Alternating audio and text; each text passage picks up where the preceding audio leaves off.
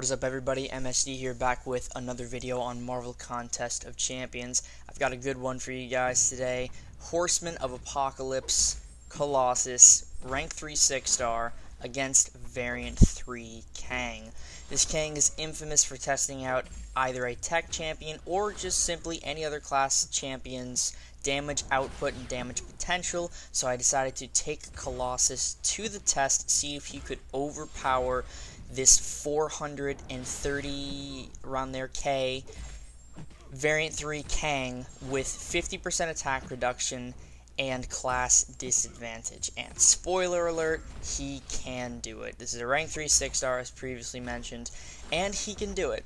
The only problem with this matchup is the ramp up to get him to his 20 armor. Since my Colossus is unawakened, I have to use around 15 to 13 special ones depending on the synergy team that I'm running. The more X-Men that I have on a team, the less amount of special ones that I have to throw.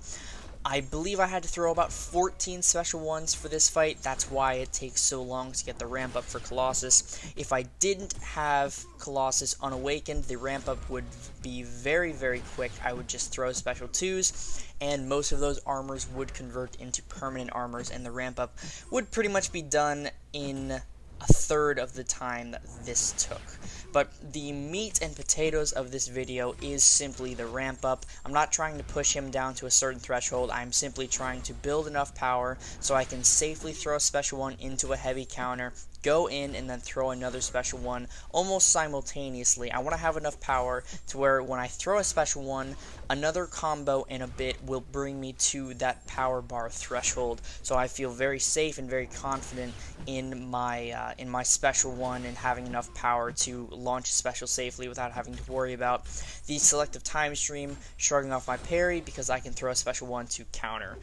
A lot of people don't actually know that selective time stream shrugs off all debuffs. So if you mistime a parry and you're going in for a heavy attack or a special attack, well, a special won't get countered, but a heavy or a basic attack, and you time a parry exactly when selective time stream decides to proc, or when the timer runs out, that parry will be immediately removed and the opponent will have a chance to counterattack. You'll see that coming up relatively soon here.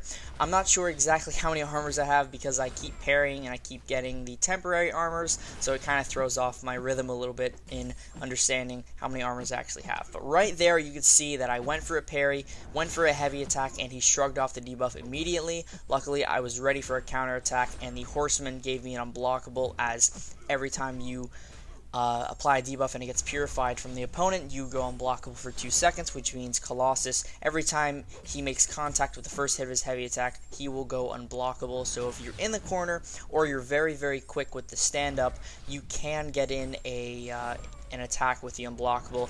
Just barely, though. The timing is very, very precise, so you have to be on it like Sonic to get it down.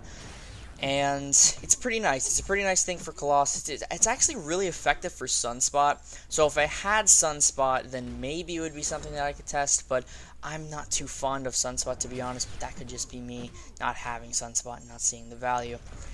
If you noticed, right before I went on that little tangent about Sunspot, I went for a heavy attack, and I successfully landed it due to me being unblockable, and of course heavy attacks not being able to be blocked unless you have standard round, but of course defenders don't have that, and that was the exact timing that I was talking about with selective time stream. When they purify a debuff, they have a chance to immediately retaliate as if nothing happened. But we have finally made it to the ramp up. All we have to do is get to a special 2, time it perfectly, and this guy is going to drop. I was just about to push for it there, but I realized that it was probably not a good idea because he would have regenerated. Now I just need to get myself to a comfortable position with my special 2 to where if he doesn't die, I have enough power to throw off a special 1 and hopefully finish off the matchup. But of course, he does end up dropping right after this special 3. The special 3 doesn't kill him, but it brings him to that transition into his death. So we throw off the special 3 just for a little bit of extra defense, nail that 20% perfect bonus on the damage, and it deals quite a bit of damage. You got to remember, this is a rank 3 6-star, yes, so the base stats are a little higher than a 565, but this is minus 50% attack from variant 3 and class disadvantage. So I'm going into this matchup with pretty much minus 70-ish% attack, and look at this damage, guys. Colossus is just such a titan, such a tank, and I truly have no regrets about this rank 3, even unawakened, and you'll see that in a minute here.